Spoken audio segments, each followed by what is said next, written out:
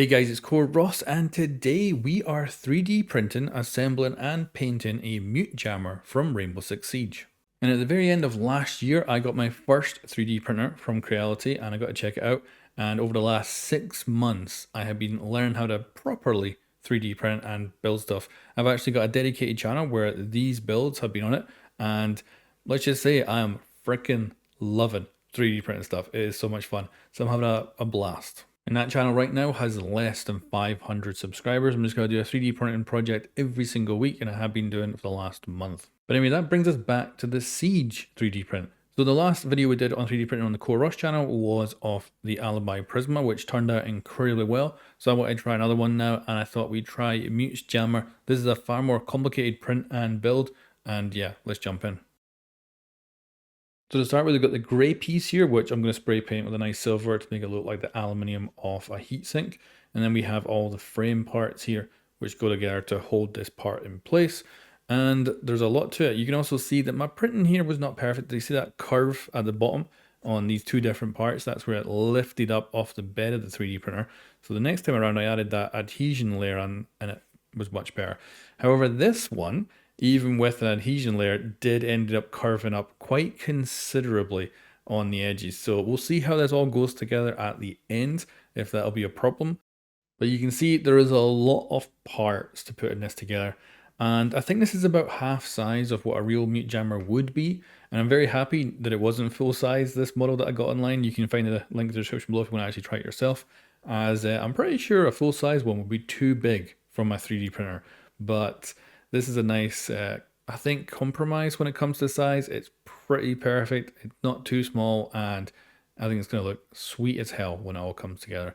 So yeah, these are all the parts, and there's a lot of them. This took about probably 3 days to print everything out, and that's because the 3D printer is in my bedroom, so it cannot be on during the night when I'm trying to sleep. And yeah, 3 working days of printing all this stuff out, but it all looks pretty damn cool. We also have these bits which are actually movable, so they rotate.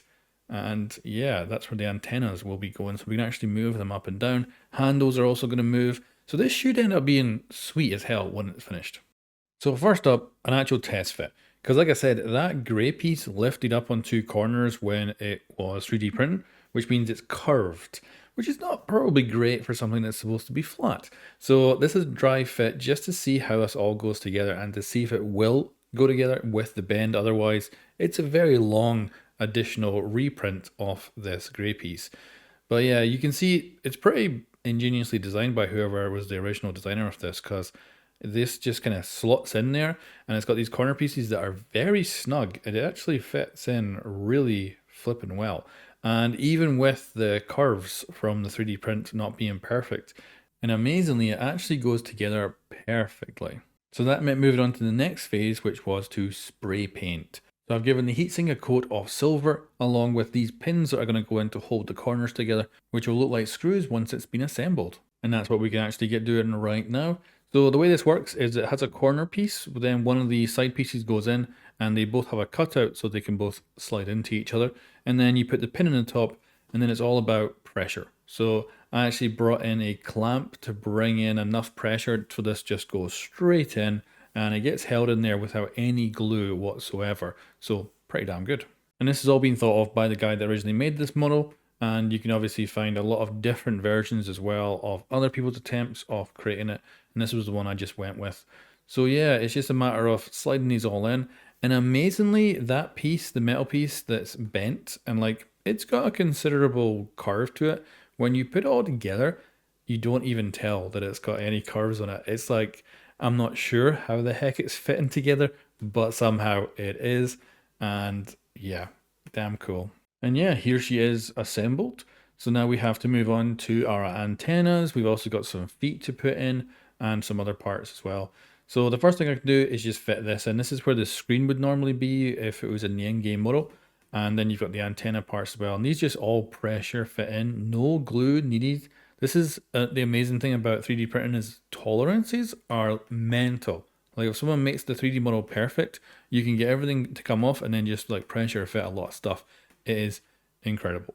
But anyway, let's move on to the antennas and the handles, because they're the things that are going to actually make this look like a mute jammer. So I painted in gold the articulating parts, and this is the parts that are going to hold the antennas and actually be able to rotate. So that's going to look sweet as hell. And then we also have the handles as well, which I've already partially assembled, so they'll be ready to just slot in. So yeah, let's give you a better view here of what these look like. And for their size, it's incredible what you can do with a 3D printer because they look freaking cool. So I'm just going to come by, I'm going to add glue to each of these holes and just simply put in the antennas for each of them, and that will complete this little bit, and then we can pressure fit it into the actual model itself. And I actually use a slow acting super glue here so that if I do mess things up, I can thankfully still like pull things apart if need be, which I've done with some of my 3D models that I've been printing out, just in case I put something together that I shouldn't have. It's nice to be able to rip it apart quickly before it sets and causes any issues. And I also think this part is the most impactful bit as well so far, because you've got the gold, which is a nice contrast to everything else about the model, and they actually move as well, just giving this thing, like once that's in, that looks like a mute jammer now. It looks freaking sweet. So this again is a pressure fit, no glue in here, just pressure that in. So nice not to have to use glue all of the time. And next up is the handles. And this was all easy to assemble, but of course, the complicated part is the hinge, because I do want to glue this in, but I don't want to get glue on the actual hinging part that moves, because of course then it will be stuck.